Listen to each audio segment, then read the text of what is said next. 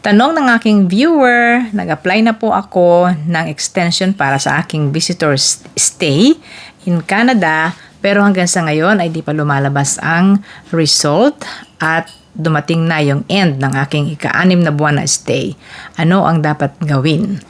At ang sagot natin, ayon sa IRCC, ikaw ay nasa estado ngayon ng maintained status.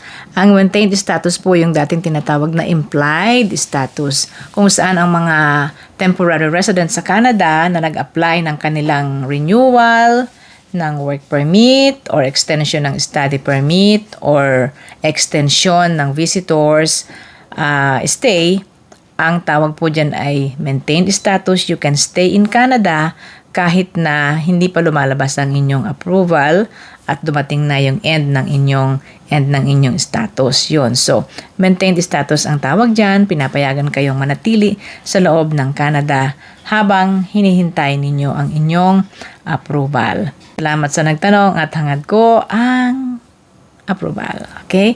Thank you very much sa Ate Menchi. Follow me for more information about Canada.